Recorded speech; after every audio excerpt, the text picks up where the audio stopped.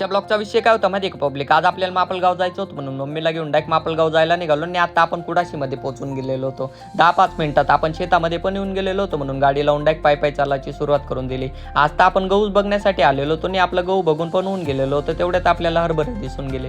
मग थोडे हरभरे तोडून घेतले आणि हरभरे खातच दुसऱ्या शेतामध्ये जायला निघालो. तेवढ्यात मम्मी ते इकडे डायरेक्ट वाटाण्याच्या शेंगा तोडायला लागून गेली. 10-5 मिनिटामध्ये आपल्याजवळ एवढ्या शेंगा होऊन गेलेल्या होत्या आणि आपलं काम होऊन गेलं होतं म्हणून डायरेक्ट घरी आलो आणि घरी येतात लाडूला घेऊन डायरेक्ट मामांच्या घरी जायला निघालो.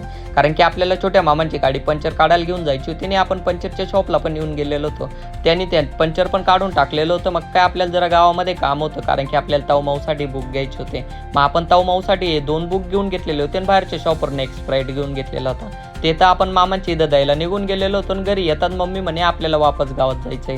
मग काय मम्मीला घेऊन डायरेक्ट गावात जायला निघालो कारण की आपल्याला मम्मीचे डोळे चेकअप करायचे होते. मग मम्मीला एक चष्मा बनवायला टाकून दिला. आता ब्लॉग आवडला असेल तर नक्की लाईक करा. भेटू नेक्स्ट ब्लॉगमध्ये लवकरच.